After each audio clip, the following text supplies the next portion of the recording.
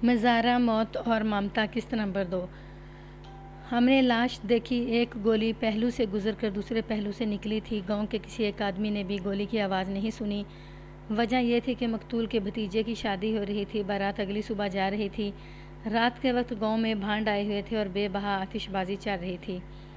آتش بازی میں بڑے گولے زیادہ تھے، لوگ بھانڈوں کا تماشا دیکھ رہے تھے اور کچھ آدمی گولے چلا رہے تھے۔ ایک بار 5 6 گولے پھٹتے تھے۔ گولے چلانے والے گولوں کو آگ لگا کر اوپر پھینکتے تھے۔ ان دھماکوں میں کسی نے شور مچا دیا، چودھری صاحب زخمی ہو گئے ہیں، ادھر آؤ دوڑو۔ لوگ چودھری کو اٹھانے دوڑے لیکن وہ مر چکا تھا اور خون ہی خون بہہ رہا تھا۔ اٹھا کر اس کے گھر چارپائی پر ڈالا۔ گھر والوں نے زخم دیکھے لیکن سمجھ نہ سکے کہ اسے کس ہتھیار سے قتل کیا گیا ہے۔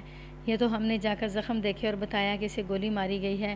ہر کوئی حیران ہو گیا کہ گولی کس نے چلائی، کس وقت چلائی اور کہاں سے چلائی۔ ہمارے پوچھنے پر ہمیں بتایا گیا کہ ہوا میں گولے پھٹ رہے تھے۔ بندوق کے دھماکے کو یہ کم بخت لوگ گولے کا دھماکہ سمجھتے رہے۔ قاتل بہت ہی چالاک اور ہوشیار تھا جس نے گولوں سے آواز ملا کر گولی چلائی تھی۔ ہم نے تفتیش شروع کر دی۔ گاؤں میں 2 3 نالی اور وہ ایک نالی بندوق ہمارے ریکارڈ پر تھیں، وہ نکلوائیں اور ٹیسٹ کے لیے بھجوانے کا انتظام کیا۔ جتنے آدمیوں کو شامل تفتیش کیا جا سکتا تھا کیا۔ شک احمد کے رشتہ داروں پر بھی ہوتا تھا۔ اسے ہم نظر انداز نہیں کر سکتے تھے کہ جاگیردار کو احمد کے کسی رشتہ دار نے انتقامی جذبے سے گولی مار دی ہوگی۔ وہاں گئے، وہاں ہم تیسرے روز گئے۔ وہاں 4 بندوقیں تھیں، وہ تھانے میں جمع کرا لیں، مخبروں کو علاقے میں پھیلا دیا۔ 6 7 دنوں بعد ایکسپرٹ کی رپورٹ ملی کہ ان میں سے کسی بندوق میں سے گولی نہیں نکلی، ساری بندوقیں واپس آ گئیں۔ ہم نے گاؤں میں خالی کارتوس بہت تلاش کیا تھا لیکن نہیں مل سکا تھا۔ خالی کارتوس بندوق کے ساتھ ہی چلا گیا تھا۔ اس کے بعد تفتیش اور سراغ رسانی کا ایک لمبا سلسلہ شروع ہو گیا۔ ہماری نیندیں حرام ہو گئیں۔ ایک انگریز ڈی ایس پی دورے پر آیا تو اس کم بخت نے بھی اسی کیس کی فائل نکلوا لی۔ واردات 3 مہینے پرانی ہو چکی تھی۔ انگریز نے سوالوں پر سوال کر کے کرن سنگھ کو اور مجھے پریشان کر دیا۔ پھر اسی کیس نے کرن سنگھ کو اور مجھے لائن حاضر کرا دیا۔ ڈپٹی صاحب نے رپورٹ لکھی تھی کہ ہم نے دانستہ سستی کی ہے اور تفتیش کی جو لائن ہم نے اختیار کی تھی بالکل غلط تھی۔ لیکن اگست 1947 تک قاتل کا سراغ نہ مل سکا۔ اس عرصے میں 3 4 تھانے دار آئے اور گئے۔ جاگیردار کے قتل کے چوتھے روز سزائے موت کے خلاف احمد کی اپیل کی پکی پیشی ہوگی۔ اس نے اپیل کے لیے وکیل نیا رکھا تھا۔ جس روز اس وکیل کی بحث تھی میں دلچسپی کی خاطر ہائی کورٹ میں چلا گیا۔ وکیل جگدیش نام کا ہندو تھا، جج انگریز تھا، جرح انگریزی میں کی گئی تھی۔ میں نے اپنے ایک ملنے والے سے بعد میں اس کا ترجمہ سنا تھا۔ اس وکیل نے موقع کے گواہوں کے بیانات پر بحث کی اور ثابت کر دیا کہ ان میں تھوڑا اختلاف ہے جو بہت ہی غور کرنے سے سامنے آ سکتا ہے۔ اس کے بعد اس نے صرف ڈاکٹر کی رپورٹ کو سامنے رکھا۔ اس رپورٹ میں جسم کے ہر ایک نشان کا ذکر تھا۔ وکیل نے رپورٹ پڑھ کر کورٹ کو سنائی۔ اس میں لکھا تھا کہ نیلے نشان دونوں کلائیوں کے گرد تھے۔ ان لکیروں میں خون جمع ہوا تھا۔ پیٹھ پر لمبی لکیریں تھیں جیسے بیت کی ضربیں۔ لاش کے معدے کے متعلق ڈاکٹر نے لکھا تھا کہ خالی تھا اور عام سائز کی نسبت سکڑا ہوا تھا۔ وکیل نے رپورٹ کے انہی حصوں پر بحث کی اور کہا کہ کلائیوں پر جو نشان ہیں وہ بلا شبہ رسیوں کے نشان ہیں۔ مقتول کی کلائیاں رسیوں سے بندھی رہی ہیں اور پیٹھ پر لمبی لکیریں چھڑی، ہینٹر یا بید کی ہو سکتی ہیں اور معدہ خالی تھا۔ معدے کا سکڑنا یہ ظاہر کرتا ہے کہ مقتول مرنے سے کئی دن پہلے بھوکا رہا ہے۔ وکیل نے ڈاکٹر کی 2 کتابیں نکالیں اور معدے کے متعلق پڑھ کر جج کو سنایا اور کہا کہ کلائیوں اور پیٹھ کی لکیریں یہ کہانی سناتی ہیں کہ مقتول کو رسیوں سے باندھ کر چھڑی یا اسی قسم کی کسی چیز سے پیٹا جاتا رہا ہے اور معدے کی حالت ثابت کرتی ہے کہ اسے کئی دن بھوکا رکھا گیا تھا۔ موقع کے تمام گواہوں نے کہا ہے کہ اپیل کنندہ نے مقتول کو سر پر کلہاڑی ماری۔ کسی نے یہ نہیں کہا کہ اپیل کنندہ نے مقتول کو پہلے رسیوں سے باندھا، پھر بید وغیرہ سے پیٹا، پھر کلہاڑی سے اس کا سر کھول دیا۔ ڈاکٹر نے موت کا وقت نصف شب بتایا ہے جبکہ موقع کے گواہ صبح کا وقت بتا رہے ہیں، یعنی صبح سورج طلوع ہونے کے درمیان کا ایسا وقت جب عینی شاہد 40 50 گز کے فاصلے سے مقتول کو قتل ہوتا دیکھ سکتے تھے۔ نصف شب کا مطلب 12 بجے ہوتا ہے، اسے 1 بلکہ 2 بجے کہہ لیجئے، لیکن موقع کے گواہ اور پولیس کی ابتدائی رپورٹ قتل کا وقت 6:30 بجے بتا رہی ہے۔ قتل کا باعث کیا تھا کہیں بھی ظاہر نہیں ہوتا۔ کوئی دشمنی، کوئی اشتعال، کوئی انگیخت، کیس میں کوئی ذکر نہیں۔ وکیل نے فائل الگ رکھ کر جج سے کہا مائی لارڈ، رپورٹ درج کرانے والا ایک جاگیردار ہے اور موقع کا گواہ اس کے مظاہرے ہیں۔ مقتول مزارہ تھا مشیر جاگیردار کے رشتہ دار ہیں۔ آپ کو شاید علم نہیں کہ جاگیردار اپنی جاگیر کا بادشاہ ہوتا ہے، مزاروں کی عزت اس کے قدموں میں ہوتی ہے۔ جاگیرداری میں بڑے بڑے پراسرار واقعات ہوتے ہیں، یہ قتل ان میں سے ایک ہے۔ مقتول کو جاگیردار نے اپنی قید میں رکھا، اس کے ہاتھ رسیوں سے باندھ کر رکھے، اسے بھوکا رکھا۔ جب وہ مرنے کے قریب پہنچا تو اسے آدھی رات کے وقت کھیتوں میں لے جا کر سر میں کلہاڑی مار کر قتل کر دیا۔ یہ قتل جاگیردار کی جاگیر میں ہوا ہے، اپیل کنندہ کے کھیتوں میں نہیں ہوا۔ وکیل نے مزید کہا، مائی لارڈ، ریاستوں اور جاگیروں کے مزارے بھوکے ہی رہتے ہیں، لیکن اتنے بھوکے نہیں کہ ان کے معدے خالی ہو کر سکڑ جائیں۔ یہ لوگ مکئی کے چند دانے منہ میں پھینک کر اپنے معدے کے قدرتی سائز کو قائم رکھتے اور جاگیرداروں کے گودام دانوں سے بھرے رہتے ہیں۔ مقتول کا معدہ بتاتا ہے کہ اسے کئی روز تک بھوکا رکھا گیا اور باندھ کر قید میں رکھا گیا۔ یہ کارستانی جاگیردار کی ہے۔ اس رات سے صرف ایک گواہ نے پردہ اٹھایا ہے، جس کی خاطر سیشن جج نے توجہ نہیں دی۔ وکیل صفائی نے اس گواہ سے پوچھا کہ مقتول کی اولاد کتنی ہے؟ اس نے جواب دیا کہ صرف ایک لڑکی ہے۔ آپ یہ جرہ سنیے۔ وکیل نے فائل میں سے جرہ پڑھ کر سنائی۔ لڑکی کی عمر کتنی ہے؟ 21-22 سال۔ شکل و صورت کیسی ہے؟ بہت شکلدار ہے، جاگیردار کے گھر جاتی ہوگی۔ میں نے 2 دفعہ جاگیردار کے گھر سے اسے نکلتے دیکھا ہے۔ تم جاگیردار کے گھر کام کرتے ہو؟ جی، میں ان کا خاص ملازم ہوں۔ مقتول کبھی جاگیردار کے گھر گیا تھا؟ قتل ہونے سے 7-8 روز پہلے میں اسے بلانے گیا تھا، چودھری صاحب نے اسے بلایا تھا۔ وہ آ گیا تھا؟ جی۔ واپس کب گیا تھا؟ گواہ گھبرا گیا اور اس کی زبان ہکلانے لگی۔ بڑی مشکل سے رک کر اس نے جواب دیا، میں نے اسے واپس جاتے نہیں دیکھا تھا۔ پھر اسے کتنے دنوں بعد دیکھا؟ جب وہ قتل ہو چکا تھا۔ وکیل نے کہا، یہ ہے قتل کی اصل کہانی۔ قاتل جاگیردار ہے۔ اپیل کنندہ کو اس نے کیوں پکڑوا دیا؟ اس کا کیا تعلق تھا؟ دشمنی کیا تھی؟ قتل کی تحریک کیا تھی؟ مقدمے کی فائل کچھ نہیں بتاتی۔ استغاثہ اس معاملے میں خاموش ہے۔ جج نے ڈاکٹر کی رپورٹ پڑھی اور احمد کو شک کا فائدہ دے کر بری کر دیا۔ ہندو وکیل نے احمد کو پھانسی کے تختے سے اتار لیا۔ اس وقت سب انسپکٹر کرن سنگھ جاگیردار کے قتل کی تفتیش میں کوتاہی کرنے کی پاداش میں لائن حاضر ہو چکا تھا۔ اس کے بعد ایک ہندو تھانے دار بھی آیا اور کرن سنگھ سے زیادہ بے عزت ہو کر نکلا۔ میں اپنی جگہ قائم تھا۔ مجھے خوشی تھی کہ احمد سزائے موت سے بری ہو گیا ہے۔ پہلے پہل ہمیں اسی کو مظاہرے کا قاتل سمجھتا تھا۔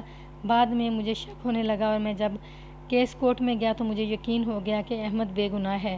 پولیس حوالدار کی حیثیت سے تو میں صرف اس بات پر ہی بہت خوش تھا کہ ایک کیس ٹھکانے لگا، لیکن انسان کی حیثیت سے میں بہت سوچا کرتا تھا کہ مظاہرے کا قاتل کون تھا، احمد کو جاگیردار نے کیوں پکڑوایا اور مقتول کا جوان لڑکی کا قتل کے ساتھ کیا تعلق تھا، وہ کہاں چلی گئی ہے اور احمد اسے کیوں اپنی عزت سمجھ کر تفتیش میں شامل نہیں کرنا چاہتا تھا۔ اور سب سے زیادہ حیرت والی واردات تو جاگیردار کا قتل تھا۔ اسے گولی مارنے والے کا بار برابر سراغ بھی نہیں مل رہا تھا۔ یہ سوال مجھے بے چین کرتے رہتے تھے۔ مظاہرے کا قتل عام قسم کی واردات نہیں بلکہ ڈرامہ تھا۔ میں یہ ڈرامہ معلوم کرنا چاہتا تھا۔ ہم اپنے علاقے میں تو جاتے ہی رہتے تھے۔ میں نے احمد کے ساتھ دوستی پیدا کر لی۔ وہ بہت ہی اچھا آدمی تھا اور باعزت خاندان سے تعلق رکھتا تھا۔ ہماری دوستی پکی ہوگی تو میں نے ایک روز اسے کہا کہ وہ مجھے پولیس کا ملازم نہ سمجھے، نہ میں مخبری کر رہا ہوں، مجھے مظاہرے کا قتل کا راز بتا دے۔ وہ فوراً مان گیا اور کہنے لگا کہ اس میں چھپانے والی کوئی بات نہیں ہے۔ اس نے جو ڈرامہ سنایا وہ آج 30 سال گزر جانے کے باوجود بھی مجھے لفظ بلفظ یاد ہے۔ اس نے سنایا، میں ایک روز فلاں گاؤں چلا گیا۔ اپنی ذات برادری کے ایک گاؤں میں ماتم ہوا تھا۔ میری بیوی میرے ساتھ تھی، اپنے دونوں بچے بہت چھوٹے تھے۔ دودھ پیتے بچے کو ہم ساتھ لے گئے، بڑے کو نانی کے پاس چھوڑ گئے۔ ہمیں اسی رات واپس آنا تھا۔ وہاں گئے، شام کو جنازہ پڑا اور ابھی رات شروع ہوئی تھی جب میں اور میری بیوی اپنے گاؤں کو چل پڑے۔ لوگوں نے ہمیں روکا اور کہا کہ رات کا وقت ہے، راستہ خطرناک ہے، صبح کو چلے جانا، لیکن ہم رات ماتم والے گھر میں گزارنا نہیں چاہتے تھے۔ 5-6 کوس کا فاصلہ تھا۔ ہم نکل کھڑے ہوئے۔ احمد کی کہانی آگے سننے سے پہلے یہ بتانا چاہتا ہوں کہ جس علاقے سے اسے گزرنا تھا وہاں سے ایک برساتی نالا گزرتا تھا جو گہرائی میں تھا۔ برسات کا موسم نہ ہو تو نالا خشک رہتا تھا۔ اس کے کنارے پر دور دراز تک علاقہ اونچا نیچا اور ویران تھا۔ درخت زیادہ تھے۔ اس نالے کے اندر راہزنی کی وارداتیں ہوتی رہتی تھیں۔ ایک تو نامی گرامی راہزن اور ڈاکو تھے جو اکیلے دیہاتی پر ہاتھ نہیں اٹھاتے تھے، وہ روپے پیسے والوں کو لوٹتے تھے، باراتوں اور ڈولیوں کو لوٹ لیتے تھے اور ہاتھ نہیں آتے تھے۔ دوسری قسم کمینے راہزنوں کی تھی جو اکیلے اور نہتے راہگیر پر بھی حملہ کر دیتے اور اسے زخمی کر کے لوٹتے تھے، خواہ اس کی جیب سے صرف ایک دونی نکلے۔ احمد جوان تھا اور نڈر، اس کی بیوی بھی جوان اور دلیر تھی۔ احمد کے پاس کلہاڑی تھی، دودھ پیتا بچہ اس کی بیوی نے اٹھا رکھا تھا۔ وہ گپ شپ لگاتے چلنے لگے۔ چاندنی صاف تھی، اکتوبر نومبر کا مہینہ تھا۔ وہ نالے میں سے گزر کر اونچے کنارے میں بنے ہوئے ایک راستے سے اوپر چڑھے۔ اس وقت احمد آگے اور اس کی بیوی 4 قدم پیچھے تھی۔ احمد نے یہ واقعہ اپنی زبان میں اس طرح سنایا: کنارہ اونچا تھا، اس لیے راستے کی ڈھلان زیادہ تھی۔ میں اوپر چڑھا گیا۔ بیوی بچے کو اٹھائے ہوئے آہستہ آہستہ چڑھ رہی تھی۔ میں ذرا آگے نکل گیا۔ اچانک مجھے بیوی کی ہلکی سی چیخ سنائی دی اور بچہ بڑی زور سے رویا۔ میں نے پیچھے مڑ کر دیکھا تو شفاف چاندنی میں مجھے یہ نظر آیا کہ ایک آدمی نے پیچھے سے میری بیوی کی گردن کے گرد بازو لپیٹ کر اس کی آواز دبا رکھی تھی اور دوسرے آدمی نے اس کی ٹانگیں بازو میں جکڑ کر اسے اٹھا لیا تھا۔ میرا بچہ زمین پر پڑا رو رہا تھا۔ وہ ماں کے بازوؤں سے گر پڑا تھا، میں نے دیکھا، لیکن میں بیوی کی کوئی مدد نہ کر سکا کیونکہ اب 1-2 سیکنڈ میں 2 اور آدمی میری طرف دوڑ کر آئے۔ دونوں کے ہاتھوں میں لاٹھیاں تھیں۔ وہ 4 تھے اور میں اکیلا۔ میں ان کے مقابلے میں آ گیا۔ دونوں نے مل کر مجھ پر وار کیا۔ میں نے ایک کی لاٹھی کو تو ہوا میں ہی کلہاڑی کی ضرب سے روک دیا اور میری ضرب سے اس کی لاٹھی ٹوٹ گئی۔ دوسرے کی لاٹھی میرے کندھے کو چھو کر زمین پر لگی کیونکہ میں ایک طرف ہو گیا تھا۔ ان میں سے ایک نے دوسروں کو آواز دے کر کہا: پہلے اسے ختم کرو، یہ لٹھ باز معلوم ہوتا ہے۔ میں نے ٹوٹی ہوئی لاٹھی والے پر وار کیا، لیکن وہ تیزی سے ایک طرف ہو کر بچ گیا۔ انہوں نے منہ اور سر پگڑیوں میں لپیٹ رکھے تھے، اس لیے پتہ نہیں چلتا تھا کہ سکھ ہیں یا مسلمان۔ دوسرے 2 آدمیوں نے میری بیوی کو جکڑ رکھا تھا اور میرا بچہ زمین پر پڑا رو رہا تھا۔ مجھے ڈر تھا کہ بچے پر وار نہ کر جائیں۔ میں دوڑ کر بچے کے قریب گیا تو لاٹھیوں والوں نے دونوں میرے پیچھے آئے۔ ان کے پیچھے ایک اور آدمی آتا نظر آیا۔ اس سے مجھے اور ڈر آیا کہ وہ 5 ہیں اور میں اکیلا۔ وہ میری بیوی کو اٹھا کر لے جانا چاہتے تھے۔ میری کسی کے ساتھ کوئی دشمنی نہیں تھی۔ وہ ڈاکو تھے۔ 5ویں آدمی نے 2 ڈاکوؤں کے پیچھے آ کر ان میں سے ایک کے سر پر وار کیا۔ اس کے پاس لاٹھی تھی۔ ڈاکو کو چکرا کر گرا۔ اس کا ساتھی جو ہی گھوما، 5ویں آدمی نے دائیں طرف سے لاٹھی گھما کر اس کے سر پر ماری۔ وہ بھی چکرایا۔ میں بے حد حیران ہوا کہ یہ 5واں آدمی کون ہے۔ آنکھ جھپکتے اس نے 2 کو اندھا کر دیا اور اس نے آواز دی: گھبرانا نہیں جوان، میں تمہارے ساتھ ہوں۔ اس سے مجھے یقین ہو گیا کہ وہ ڈاکوؤں کا ساتھی نہیں ہے۔ دونوں ڈاکو سنبھل ہی رہے تھے کہ اس نے ایک کی کمر پر لاٹھی ماری اور دوسرے پر میں نے وار کیا، لیکن کلہاڑی الٹی ماری۔ یہ وار اس کے دائیں کندھے پر پڑا۔ مجھے ایسے کڑک کی آواز آئی جیسے اس کی ہڈی ٹوٹ گئی ہو۔ وہ دونوں اتنی تیزی سے بھاگ پڑے کہ جنوں کی طرح غائب ہو گئے۔ ہم دونوں ان 2 کی طرف دوڑے جو میری بیوی کو اٹھا کر تھوڑی دور چلے گئے تھے۔ ہمیں اپنے پیچھے آتا دیکھ کر ایک نے میری بیوی کو چھوڑا اور ہمارے مقابلے کے لیے آیا۔ اس کے پاس کلہاڑی تھی۔ اس کا خیال تھا کہ میں اکیلا ہوں، لیکن 2 کو دیکھ کر وہ گھبرا گیا، بھاگنے کا راستہ دیکھنے لگا، لیکن ہم نے ادھر ادھر ہو کر اسے روک لیا۔ اس نے مجھ پر وار کرنا چاہا تو پیچھے سے میرے ساتھ اجنبی ساتھی نے اس کے سر پر لاٹھی مار کر اسے چکرا دیا۔ وہ اس کی طرف ہوا تو پیچھے سے میں نے کلہاڑی کا الٹا دستہ اسے اتنی زور سے گردن پر مارا کہ اس کے منہ سے ہائی نکل گئی اور وہ بھی اپنے ساتھیوں کی طرح بہت تیز بھاگا۔ اس نے نالے کے کنارے سے نالے میں چھلانگ لگا دی۔ ہم چوتھے کی طرف دوڑے تو میری بیوی کو چھوڑ کر نالے کی طرف دوڑا اور نالے میں چھلانگ لگا کر غائب ہو گیا۔ میں نے دوڑ کر اپنے بچے کو سینے سے لگا لیا۔